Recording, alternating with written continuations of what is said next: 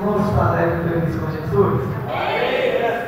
Graças a Deus. Eu estou muito alegre por estar mais uma vez com essa rica e poderosa oportunidade de poder estar com essa grande responsabilidade de estar trazendo o estudo da palavra do Senhor, esse culto de doutrina, esse culto de ensino. Eu sempre gosto de frisar que o culto de doutrina é um culto voltado ao ensinamento da palavra do Senhor. Doutrina é a palavra de Deus e ela não muda. Aonde você colocar a planta dos seus pés, a doutrina de Deus é a mesma, que é a palavra. A palavra ela não muda. Amém, meus amados irmãos? E hoje nós estaremos falando. Domingo passado eu dei uma palhinha aqui na oportunidade que eu tive e eu falei que hoje nós estaríamos falando sobre as 3 características da igreja de Filadélfia. Amém? Então eu convido você a abrir a sua Bíblia comigo, livro da Revelação, livro do Apocalipse. Nós estaremos fazendo menção do capítulo de número 3 e abordando o versículo de número 10. Apocalipse, capítulo de número 3. Louvado e exaltado é o nome do Senhor.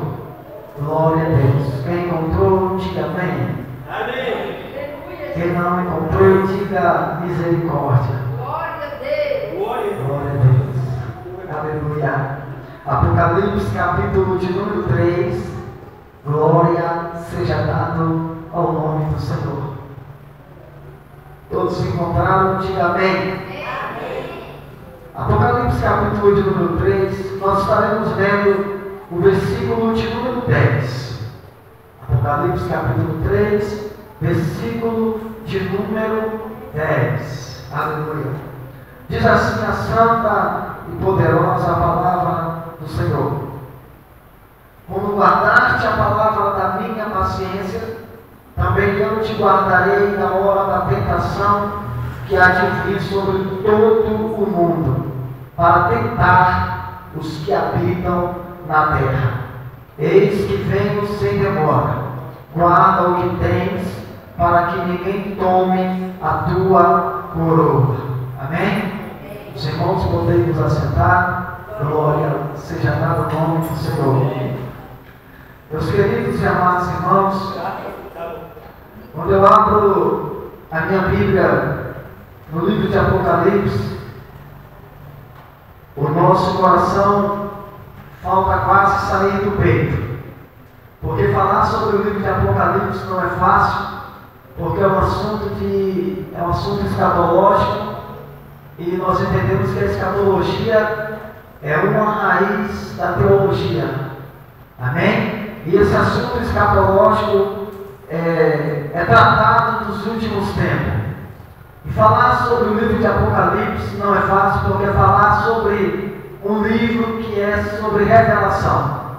E falar sobre revelação também não é fácil, porque nós entendemos, pastor, que Deus, Ele se revela para quem tem intimidade. Então, para Deus nos revelar a sua palavra, é preciso nós termos intimidade com a palavra de Deus. E o livro de Apocalipse, no capítulo de número 3, nós estaremos falando sobre essa igreja chamada Filadélfia. Quem conhece a Bíblia Sagrada sabe que foi direcionado 7 cartas para a igreja da Ásia. E cada carta que foi direcionada, a Bíblia sempre nos faz questão de dizer ao anjo da igreja, e aí é citado o nome da igreja. Então nós entendemos que cada carta dessa tem um direcionamento. E quando nós falamos ao anjo da igreja, nós iniciamos o livro de Apocalipse no capítulo de número 1. Essa carta, esse livro é um livro de revelação, e aqui nós encontramos 7 igrejas da Ásia. O que eu acho interessante é que essa dedicação às 7 igrejas da Ásia é sobre a revelação de Deus, e é uma revelação direcionada para cada igreja. E quando é uma revelação direcionada para cada igreja, Deus ele cita as características de cada igreja e o direcionamento da sua palavra. Haja visto que essa revelação foi dada para João. João, a Bíblia diz que ele estava na ilha de Patmos e depois ele teve uma visão gloriosa. Visão essa que a Bíblia diz que João ele cai perante aquele que veio trazer a revelação, que é Jesus Cristo. A Bíblia diz, meus amados irmãos, que o anjo da igreja em Éfeso escreve. Quando começa a escrever para a igreja de Éfeso, é uma direção. Para a igreja de Éfeso é direcionada de uma maneira. O versículo 1 diz: escreve ao anjo da igreja que está em Éfeso. Isto diz aquele que tem na sua destra as 7 estrelas e que anda no meio dos 7 cabeçalhos de ouro. Então, nós entendemos aqui que Deus está no meio da igreja chamada Éfeso. Jesus tem toda a liberdade de andar pelo meio dessa igreja. E eu frisei aqui o versículo de número 3, quando o anjo escreve para esta igreja de Éfeso. A Bíblia diz assim: olha, sofreste e tens paciência, e trabalhaste pelo meu nome, e não te cansaste. E aí depois de mais, tenho porém contra ti, que deixaste a tua primeira caridade. A palavra caridade aqui significa o teu primeiro amor. Então, ao anjo da igreja em Éfeso escreve: você sofreste, você teve paciência, você trabalhaste pelo meu nome e você não se cansaste. Não houve um cansaço para essa igreja. Mas aqui também diz, pastor, que essa igreja abandonou o primeiro amor. A igreja de Éfeso é direcionada para ela e o anjo escreve dizendo: olha, você abandonou o seu primeiro amor. Então a Bíblia diz que nós temos que voltar aonde nós caímos, voltar a praticar as primeiras obras. Então, meus amados irmãos, o que eu acho mais interessante é que quando essas cartas é direcionada à igreja, ela finaliza dizendo: olha, quem tem ouvido, ouça o que o Espírito diz às igrejas. Haja visto que é Espírito com E maiúsculo, não é o Espírito com E minúsculo. Então aqui está dizendo: quem tem ouvido, ouça o que o Espírito diz às igrejas. Então nós podemos perceber aqui, pastor Luiz Flávio, que o Espírito Santo tem liberdade de direcionar a igreja. Olha quem está lá direcionando a igreja: quem? O Espírito Santo. E aí diz mais: quem tem ouvido, ouça o que o Espírito diz às igrejas. Depois vem a segunda carta, que é para a igreja de Esmina. Depois vem a terceira carta, que é para a igreja de Pérgamo. E depois vem a quarta carta, direcionada para a igreja de Tiatira. E quando chega na igreja de Tiatira, eu deixei o versículo frisado aqui, que é o versículo de número 19, diz assim: ó, eu conheço as tuas obras, e a tua caridade, e o teu serviço, e a tua fé, e a tua paciência, e que tens as últimas obras, são mais do que as primeiras. Jesus está dizendo aqui para a igreja de Tiatira, irmã Nádia: eu conheço as tuas obras, eu conheço a tua caridade, no caso, eu conheço o teu amor, eu conheço o teu serviço, irmão meu, eu conheço a tua fé. A sua fé, irmão, Jesus conhece. E aí ele fala assim: eu conheço a tua fé, eu conheço a tua paciência. Olha só as características que essa igreja de Tiatira tem para nos apresentar nessa noite. Eu conheço as tuas últimas obras, Aleluia! que são maiores do que as primeiras. As obras da igreja de Tiatira, as últimas obras, são maiores do que as primeiras. E Jesus está dizendo: eu conheço as tuas obras. Glória a Deus! Oh, que maravilha! E aí depois nós chegamos no capítulo de número 3, que é a quinta carta direcionada para a igreja de Sardes. E depois a sexta carta, que é direcionada para Filadélfia. Todas essas igrejas têm a sua característica. A igreja de Laodiceia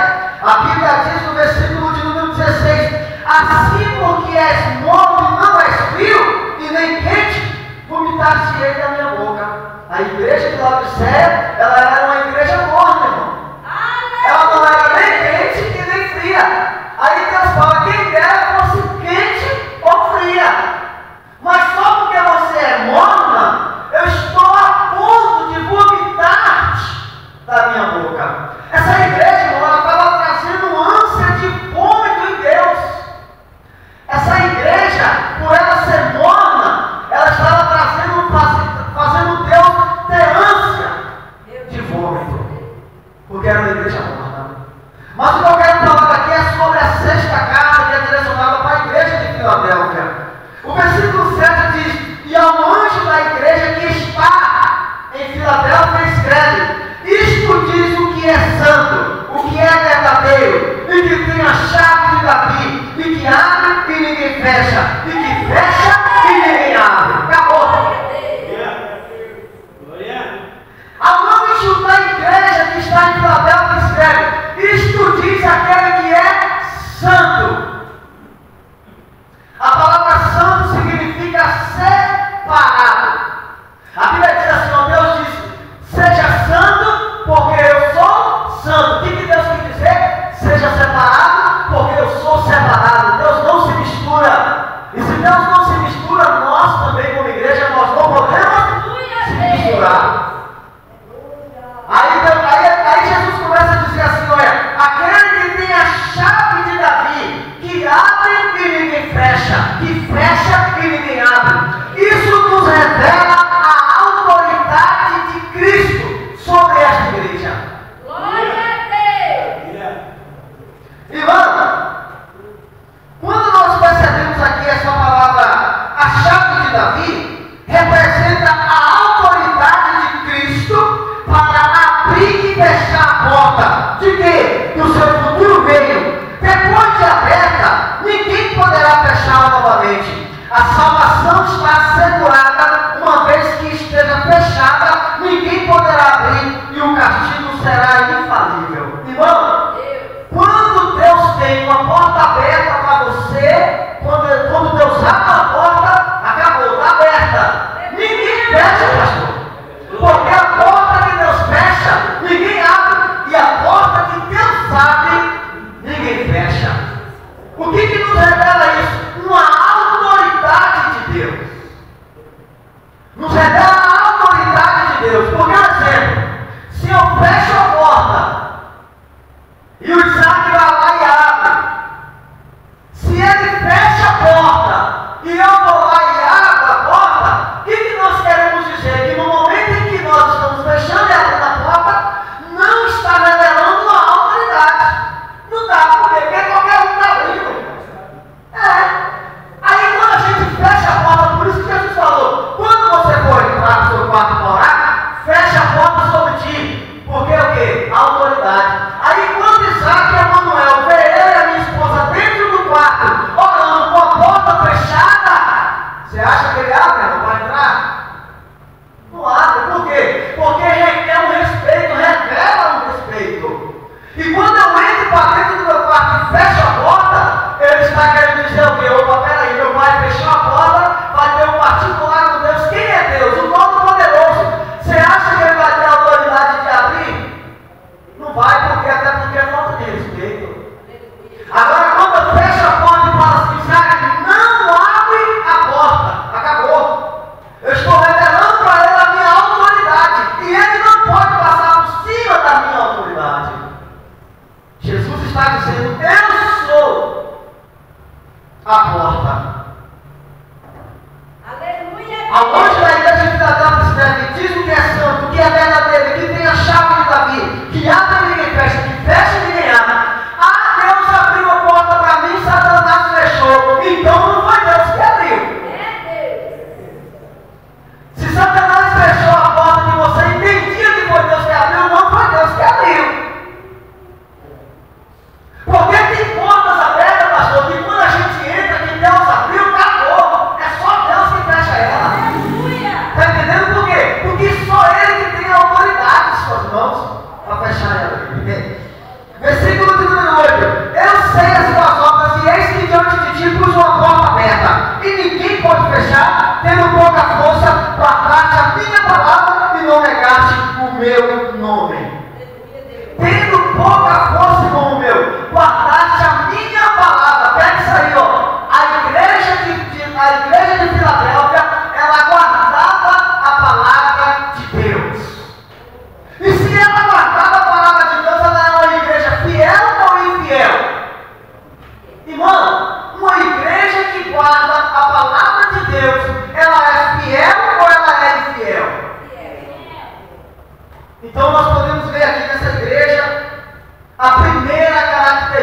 dessa igreja de Filadélfia. Ela era uma igreja fiel. Irmão, uma igreja fiel é aquela que vive a palavra de Deus, que está de acordo com os preceitos bíblicos. Precisamos ser fiel ao Senhor. Nós, como igreja, precisamos ser cada dia mais e mais fiel ao Senhor. Viver uma vida de fidelidade ao Senhor. A Bíblia diz que aquele que perseverar até o fim será salvo. Só vai perseverar se for fiel. A igreja tem que ser fiel. Uma igreja que é fiel, ela guarda a palavra. Uma igreja que é fiel, ela guarda a palavra. A primeira característica da igreja de Filadélfia, ela é uma igreja fiel. E nós também, como igreja, tanto igreja universal quanto igreja coletiva, nós precisamos ser fiel. A Bíblia diz: ser fiel até a morte e dar-te-ei a coroa da vida. Não adianta, irmão meu, ser fiel só até o meio do caminho, não. Tem que ser fiel até a morte. Para quê? Para você herdar a coroa da vida. Então a primeira característica dessa igreja é uma igreja fiel. A segunda característica da igreja de Laodiceia, ela era uma igreja que guardava a palavra. Ela vivia a palavra de Deus. E nós lemos aqui: eu sei as tuas obras, eis que diante de ti pus uma porta aberta e ninguém pode fechar. Tendo pouca força, guardaste a minha palavra. A Bíblia diz, irmão: conhecereis a verdade e a verdade vos libertará. O que é a verdade? A palavra de Deus. Conhecereis a verdade. Existem 5 colunas da verdade: Jesus, Deus, Jesus, o Espírito Santo, a Bíblia e a lei. Os 10 mandamentos, a lei, o pecado. Em Jeremias 25 vai escrito lá que Deus, Ele é a verdade.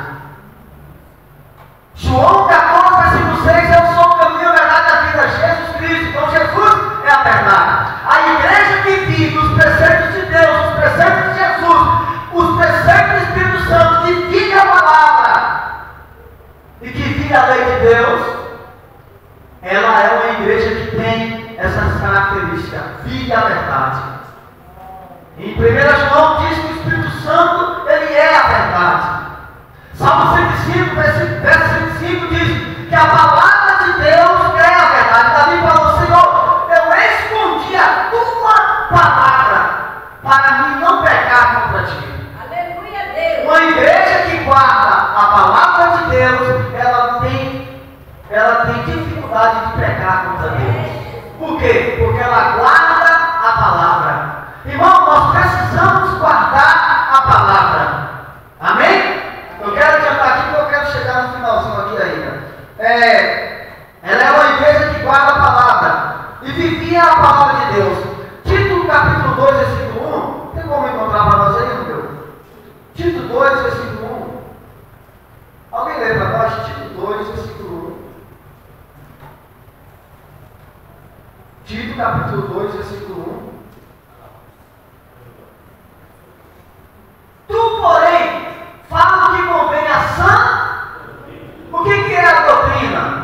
A palavra de Deus. Aleluia. Ó, tu, porém, fala o que convém a sã doutrina. Irmão, nós não temos que falar o que nós queremos falar. Nós temos que falar o que convém à palavra de Deus. A sã doutrina.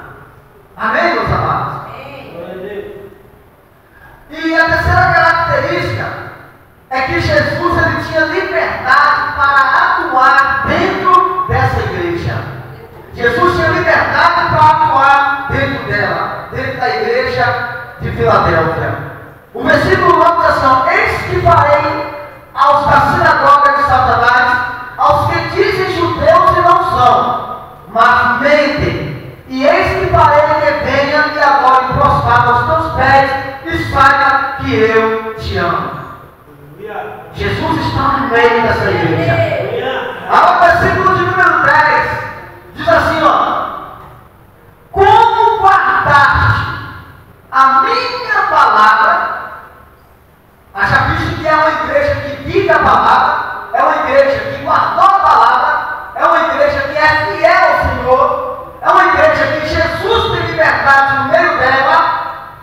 Jesus está dizendo: como guardaste a palavra da minha paciência, também eu te guardarei da hora. Não é na hora, é da hora. É algo que vai acontecer. Está entendendo? Aleluia. Da hora da tentação que há de vir sobre todo o mundo, para tentar os que habitam na terra. Aí versículo 11: eis que venho sem demora, guarda o que tens, para que ninguém tome a tua coroa. O versículo de número 10, que é o versículo que nós estaremos utilizando aqui, alguns acreditam que essa frase, eu te guardarei da hora da tentação, significa que haverá um tempo futuro de grandes tribulações, das quais os verdadeiros crentes serão poupados. É uma pergunta que muitas pessoas às vezes têm dificuldade de entender. Esse dia chegaram para mim e foi o que me fez estudar essa passagem. Chegaram para mim e falaram assim: irmão Giovanni, a igreja de Cristo passará pela grande tribulação? Você acredita que a igreja de Cristo passará pela grande tribulação? Sim ou não? Aí eu, como que sou assembleiano e conhecemos a Bíblia Sagrada e temos base bíblica para o que nós falamos, eu falei: eu te garanto que agora uma Bíblia é que a igreja de Cristo não passará pela grande tribulação. Aleluia. Aí essa pessoa chegou para mim e falou assim: não, é porque teve um pastor na nossa congregação e ele estava ensinando que a igreja de Cristo passará pela grande tribulação. Aí eu falei para ela assim: e ele te falou o que é essa grande tribulação? Quem é que vai estar atuando nessa grande tribulação? Ele te falou? E ela falou: não. Falei: pois é, por isso que te deixou dúvida. É por isso, irmãos, que a Bíblia diz: examinar essa escritura. Precisamos estudar a Bíblia. Jesus fala assim: ó, como guardaste a palavra da minha paciência, também eu te guardarei da hora da tentação que há de vir sobre todo o mundo. A Bíblia diz, se não me falha a memória em Hebreus, se não me falha a memória, que enquanto o Espírito, acho que é Tessalonicenses, alguém lê para nós? Alguém lê para nós aí? 2 Tessalonicenses capítulo 2. 2 Tessalonicenses capítulo 2, versículo 1 ao 3. Que enquanto o Espírito Santo do Senhor estiver aqui na terra, o Espírito do Anticristo não pode governar. E a grande tribulação, irmão, para quem não sabe, é um período onde o Anticristo vai estar governando. Então a igreja de Cristo não estará mais sobre a terra. E depois nós estaremos chegando lá. Ora, irmão, rogamos-vos pela vinda do nosso Senhor Jesus Cristo e pela nossa reunião com Ele, que não vos movais facilmente no vosso entendimento, nem vos perturbeis, que por Espírito, que por palavra, que por epístola, como de nós, como se o dia de Cristo estivesse já perto. Ninguém de maneira alguma vos engane, porque não será assim, sem que antes venha a apostasia e se manifeste o homem do pecado, o filho da perdição, é o anticristo, ao qual se opõe e se levanta contra tudo que se chama Deus ou se adora, de sorte que se assentará como Deus no templo de Deus, querendo parecer Deus. Não vos lembrais de que estas coisas vos dizia quando ainda estava convosco. E agora vos sabei o que o detém. O que o detém? O que impede? O que põe o freio no anticristo? O que o detém para que o seu próprio tempo seja manifestado? Porque já o mistério da justiça opera. Somente há um. Agora o retém, até que do meio seja tirado. E então será revelado o inimigo, no caso do anticristo, a quem o Senhor desfará pelo Espírito da sua boca. Tá bom, meu.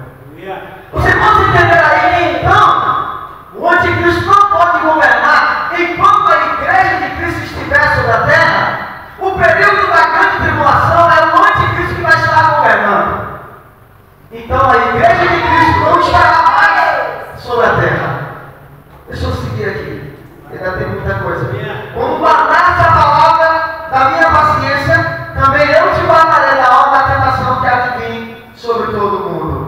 esse período. A Bíblia diz, irmãos, a Bíblia diz em Mateus, no capítulo 24, o versículo 29 ao 30, vamos ler essa passagem bíblica. Isso já voltado sobre o arrebatamento da igreja. Porque esse versículo 10, ele é escatológico, irmão. Esse versículo 10, ele revela algo que vai acontecer. Então é um assunto escatológico. Por isso que eu quero falar nessa noite sobre pós-tribulacionista e pré-tribulacionista. Mateus capítulo 24, versículo 29 ao 30 diz assim: e logo depois da aflição daqueles dias, o sol escurecerá, e a lua não dará a sua luz, e as estrelas cairão do céu, e as potências dos céus serão abaladas. Então aparecerá no céu o sinal do Filho do Homem, e todas as tribos da terra se lamentarão, e verão o Filho do Homem vindo sobre as nuvens do céu, com poder e grande glória. E ele enviará os seus anjos com rijo, clamor de trombeta. Até aqui. Então nós podemos ver em Mateus 24 que o Senhor Jesus ele vai descer nas nuvens. Quando Jesus descer na nuvem, a Bíblia diz, pastor, em 1 Tessalonicenses, que a igreja de Cristo terá um encontro com o Senhor nos ares. Isso fala do arrebatamento da igreja. Essa palavra arrebatamento significa arrancar com força. Então a igreja de Cristo vai ser arrancada da terra com força. Vai ter um encontro com o Senhor nas nuvens. Esse dia chegaram para mim e falaram assim: Jesus já morreu uma vez, você acha que ele vai pisar sobre a terra de novo pela segunda vez? Eu falei: você não lê a Bíblia, porque se você lesse a Bíblia, você iria entender que a Bíblia diz que Jesus vai vir nas nuvens para buscar a sua igreja. E nós teremos um encontro com o Senhor nos ares. Esse encontro da igreja com Cristo fala sobre o arrebatamento da igreja. 1 Coríntios capítulo 15, no versículo 51, nós podemos ver um respaldozinho também sobre essa palavra sobre o arrebatamento, sobre esse acontecimento. 1 Coríntios capítulo 15, versículo 51. E depois Romanos capítulo 13, versículo 11 e 12. Diz assim, eis aqui vos digo um mistério. Na verdade, nem todos dormiremos, mas todos seremos. Quem me ouve, diga amém. Então vamos ver de novo. Eis que vos digo um mistério. Na verdade, nem todos dormiremos, mas todos seremos transformados. No momento, no abrir e fechar de olhos, antes a última trombeta. Seguinte, porque a trombeta soará e os mortos ressuscitarão incorruptíveis, e nós seremos transformados. Isso fala do arrebatamento da igreja. A igreja será transformada e terá um encontro com o Senhor nos ares. Aí nós podemos ver em Romanos no capítulo 13, o versículo 11 e o 12. Essa transformação, Paulo, quando ele fala assim, nem todos morreremos, e depois Paulo começa a dizer, nós seremos transformados e arrebatados seremos, e teremos um encontro com o Senhor nos ares. Romanos capítulo 13, versículo 11. E isto digo, conhecendo o tempo, que já é a hora de despertarmos do sono, porque a nossa salvação está agora mais perto de nós do que quando aceitamos a fé. Aleluia. Irmão, o arrebatamento é uma realidade. Vai acontecer, está prestes a acontecer. E a igreja de Cristo não pode estar dormindo. Paulo fala, nem todos dormiremos. É hora de despertarmos do sono, porque no abrir e piscar de olhos, nós seremos transformados e arrebatados seremos. E o mesmo corpo que Jesus tem hoje, nós teremos um também de igual forma. Por quê? Porque vai haver uma transformação. E isso nós podemos ver, essa transformação, em 1 Tessalonicenses capítulo 4, versículo 13 ao 18. Vamos ver essa transformação. Que transformação é essa em nosso corpo? Tem que haver essa transformação. 1 Tessalonicenses capítulo 4, versículo 3. É o capítulo 4, do 13 ao 18, no meu. Não quero, porém, irmãos, que sejais ignorantes acerca dos que já dormem, para que não vos entristeçais como os demais que não têm esperança.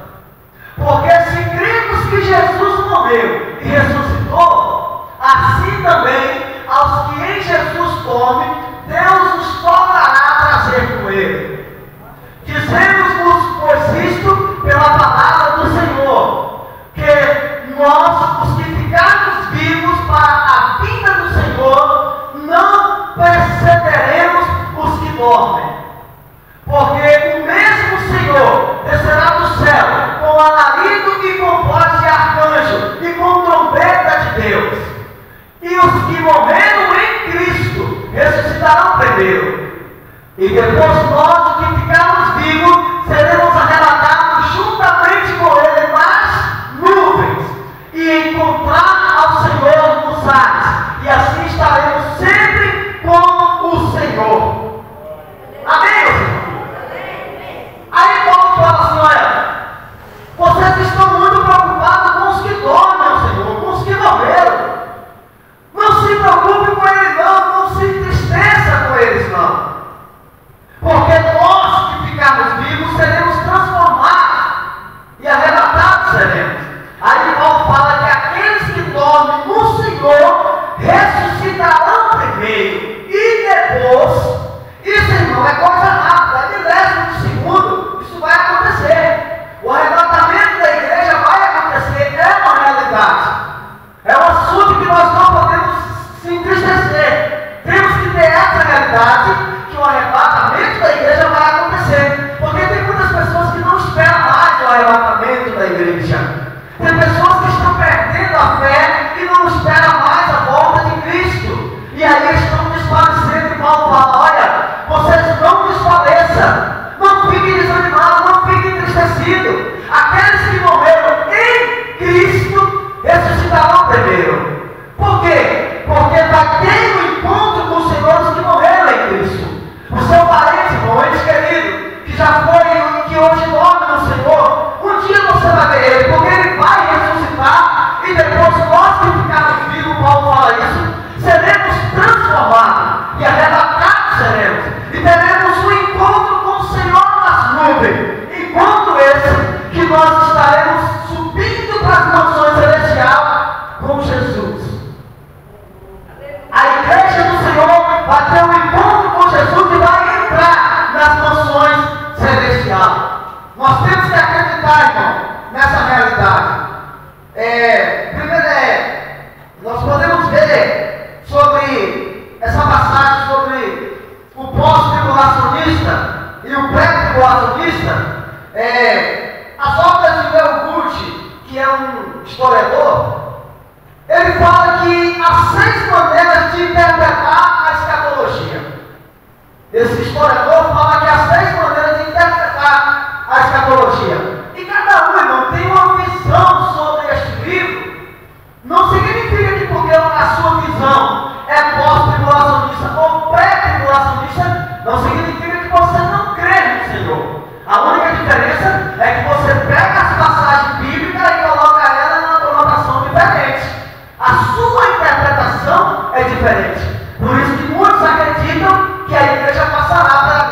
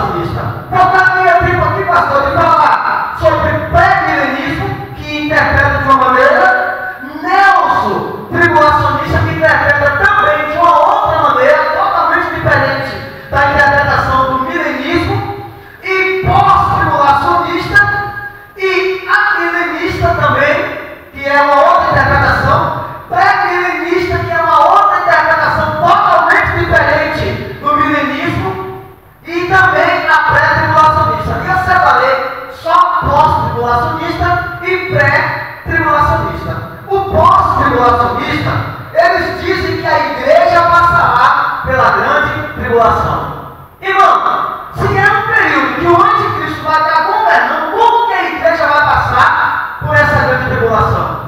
Se essa grande tribulação é um período que o anticristo vai estar governando, como que a igreja vai passar por ela? Então é só ter um pouco mais de raciocínio e entender que a igreja de Cristo, lavada e remida, uma igreja que é fiel, uma igreja que guarda a palavra, uma igreja que Cristo tem toda a liberdade no meio dela, uma igreja que é paciente, uma igreja que é perseverante. Como uma igreja dessa vai passar pela grande tribulação? Não tem como, irmão. Eu não quero passar por ela. Eu não quero passar por ela. Quem é pós-tribulacionista aí, irmão? Agora, quem é pré-tribulacionista? Eu sou pré-tribulacionista. Nós somos pré-tribulacionista. Pré-tribulacionista, que somos nós, acreditamos que a igreja de Cristo não passará pela grande tribulação. Em Daniel, no capítulo 9, versículo 24 até o 27, nós podemos ver ali um período quando Daniel fala sobre as 7 semanas proféticas, 70 semanas proféticas. Essas 7 semanas proféticas ela é dividida em dois tempos. Nós podemos entender aqui sobre essas 7 semanas proféticas, que faltaria tempo aqui de falar, até porque é um assunto que não é fácil de ser falado, pastor. Tem que ter a revelação de Deus e faltaria tempo de aprofundar sobre esse assunto.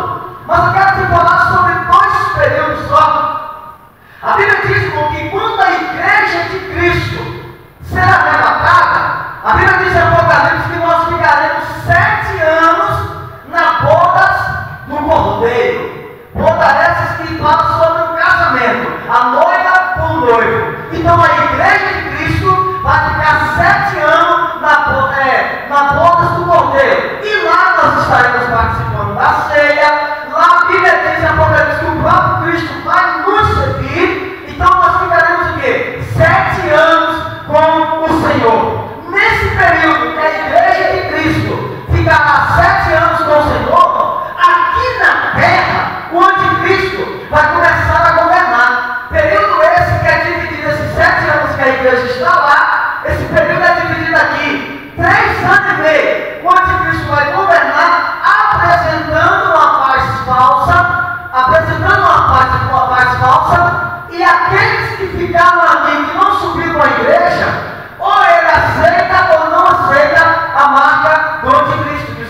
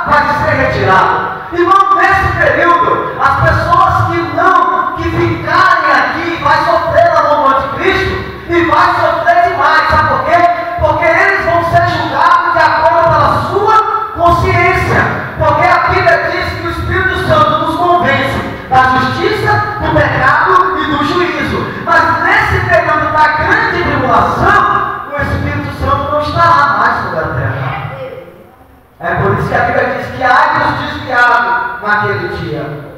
Irmão, vai ser um dia difícil. Em João capítulo 8, versículo 51, para nós finalizar aqui, temos 7 minutos para finalizar. Vamos ler aí. João capítulo 8, versículo 51. Ai dos desviados naquele dia. Em verdade vos digo que se alguém guardar a minha palavra, nunca haverá. Se alguém guardar a minha palavra, nunca haverá morte. Acabou. Guardou a palavra, irmão, você não vai ter a morte, porque Deus vai te dar a vitória. Amém? João capítulo 14, versículo 23 e 24, meu. Agora vai ser jogo rápido aqui. João 14, versículo 23 e 24. Jesus respondeu e disse: se alguém me ama, guardará a minha palavra, e o meu Pai o amará, e veremos para ele, e faremos nele morada. Está vendo as promessas de Deus para a nossa vida? 1 João capítulo 2, versículo 3. 1 João, lá perto de Apocalipse. Para nós finalizar, irmão, falta 6 minutos, já estou finalizando. 1 João capítulo 2, versículo 3. Só ler essas passagens bíblicas para nós finalizar. E nisto sabemos que o que conhecemos, se guardarmos os seus mandamentos, aquele que diz, eu o conheço, e não guarda os seus mandamentos, é mentiroso, e nele não está a verdade. Aquele que diz, eu conheço, e não guarda, é mentiroso, porque nele não está a verdade. Então nós precisamos guardar a palavra. Provérbios capítulo 21, versículo 22. Já estou finalizando, meu pastor. Provérbios 21, versículo 22. Os sábios escalam a cidade dos poderosos, se derruba a força das suas confianças. O que guarda a sua boca e a sua língua, guarda a sua alma da angústia. Josué capítulo 2, versículo 13. Agora para nós finalizarmos. Josué capítulo 2, versículo 13. Depois Atos 15 e 29. Josué capítulo 2, versículo 13.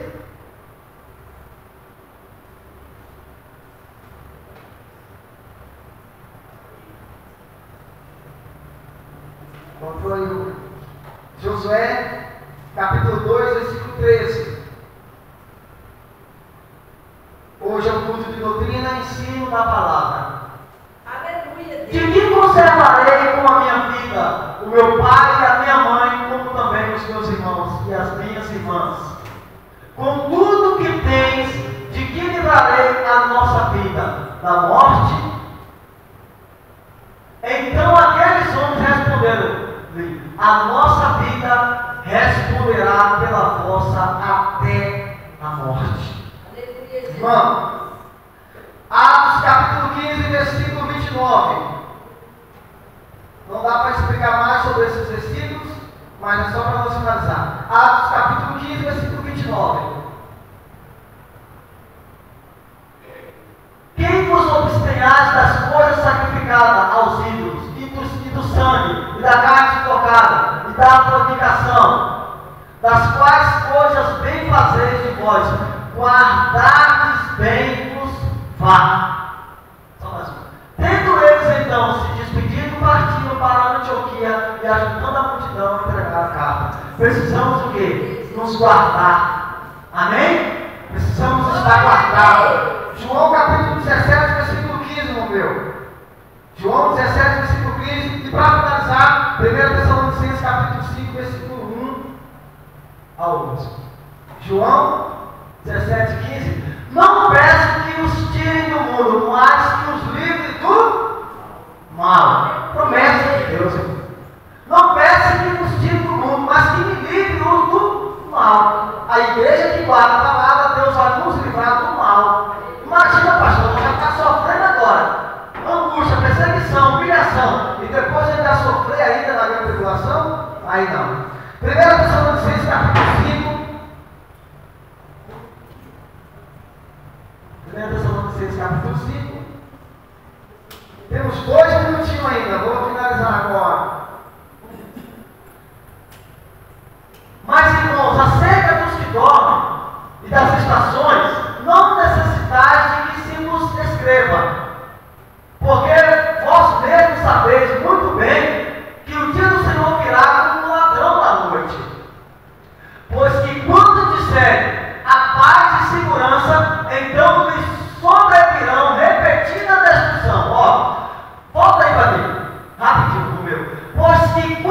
disseres a paz e segurança, período de 3 anos e meio, então lhes sobrevirão repetidas destruições, vai vir mais uns 3 anos e meio.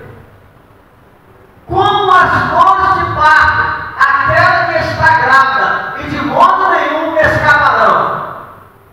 Mas vós, irmão, já não estáis em treva, para que aquele dia vos surpreenda como um ladrão. Está entendendo? Ó, nós não estamos mais em treva, para que esse dia nos surpreenda. Nós estamos em quê? Em luz.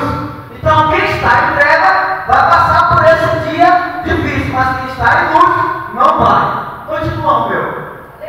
Porque todos vós sois filhos da luz, e o filho do dia, e os filhos do dia. Nós não somos da noite e nem das trevas. Não durmamos, pois como os demais, mas vigiemos e sejamos sóbrios. Porque os que dormem, dormem de noite, e os que se embebedam, embebedam-se de noite. Mas nós que somos do dia, sejamos sóbrios, vestindo nós da couraça da fé e do amor, e tendo por capacete a esperança da salvação. Porque Deus não nos predestinou para a ira. Porque Deus não nos predestinou para a ira, mas para a aquisição da salvação por nosso Senhor Jesus Cristo, que morreu por nós para que, quer vigiemos, quer durmamos, vivamos juntamente com Ele. Por isso, exortai-vos uns aos outros, edificai-vos uns aos outros, como também o fazei. Obrigado, irmão. Entenderam aí, irmão? Então a promessa é nossa de estar com o Senhor nos ares. Amém? Quem quiser sofrer aí na grande tribulação, que sofra. Eu não. Eu quero estar com o Senhor nos altos céus. Amém, meus irmãos? Meus amados, que nós podemos ficar por aqui, já é 9 horas. E eu agradeço a Deus por essa rica e poderosa oportunidade de estar com essa grande responsabilidade de estar trazendo o ensino da palavra do Senhor. Amém? Que Deus nos abençoe, que nós podemos ficar com esta palavra e ficarmos firmes nas promessas do Senhor. Amém? Deus abençoe, pastor.